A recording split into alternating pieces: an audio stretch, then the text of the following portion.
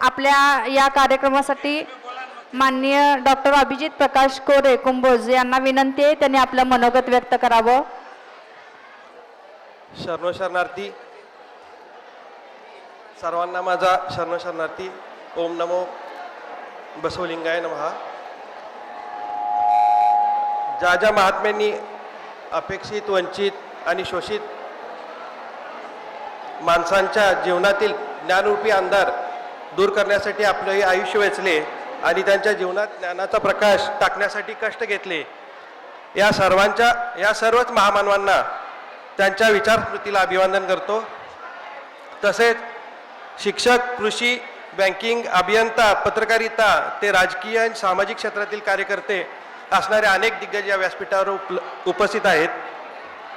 तसेच आपापल्या व्यक्तिगत व्यावसायिक व्यापातून समाजाचं काहीतरी देणं लागतं या सद्भावनेतून गेली अनेक वर्ष कार्यरत असणारे आणि महात्मा बसवण्णा यांची विचारधारणा समाजापर्यंत पोहोचवण्याची धडपड तळमळ असणारे या शिरोळ तालुका लिंगायत वधूवर परिचय अध्यक्ष, उपाध्यक्ष, विश्वस्त व इतर मान्यवरांना आणि त्यांच्या विचारांना सलाम करतो.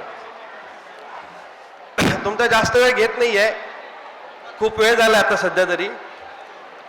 महाराष्ट्रात आपला समाज खूप हाताच्या बोटावर मोजण्यासारखा आहे, पण समाज जरी लहान असला तरी प्रश्न खूप मोठे आहेत.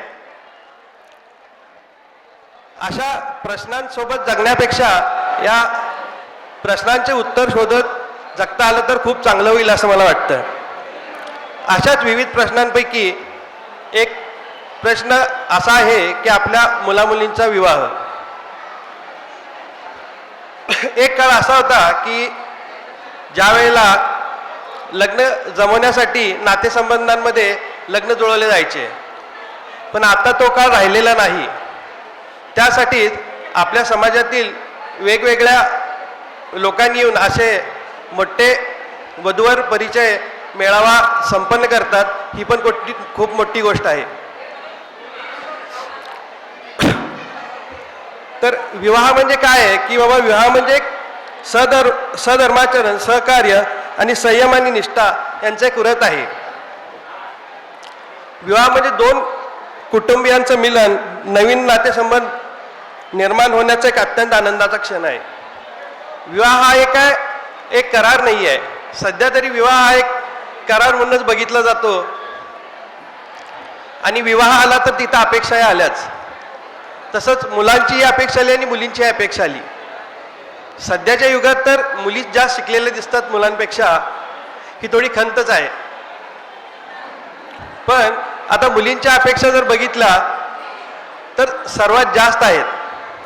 जसं की बाबा, मुलगा शिकलेला पाहिजे, देखणा पाहिजे, घरात एकुलता एक पाहिजे, मुलग्याला चांगल्या पगाराची नोकरी पाहिजे आणि त्यात भरीला असं असतं की त्या मुलींच्या आईवडिलांचं, बाबा माझी मुलगी एकटी आहे.